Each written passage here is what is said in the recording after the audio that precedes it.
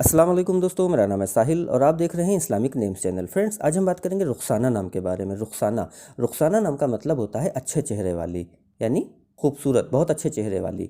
तो जिनका नाम रुखसाना होता है उनके लिए हर महीने की 7, 16 और 25 यानी 7, 16 और 25 ये 3 डेट्स लकी और अच्छी होती हैं। अगर बात करें इनके लकी डे यानी लकी दिन की, तो लकी दिन इनके लिए सबसे बेस्ट रहेगा पीर का दिन यानी मंडे का दिन इनके लिए बहुत अच्छा दिन है। अगर बात करते हैं इनके लकी कलर की, तो लकी कलर में इनको क्रीम कलर और वाइट कलर यानी सफ़ेद कलर, ये 2 कलर इनके लिए बहुत अच्छे और सूटेबल कलर हैं।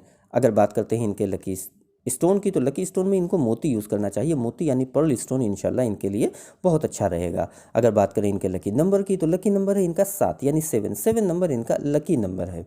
तो ये थी रुखसाना नाम की शॉर्ट डिटेल। अगर ये वीडियो आपको अच्छी लगी हो तो इसको लाइक करें, शेयर करें, हमारे चैनल को सब्सक्राइब करें।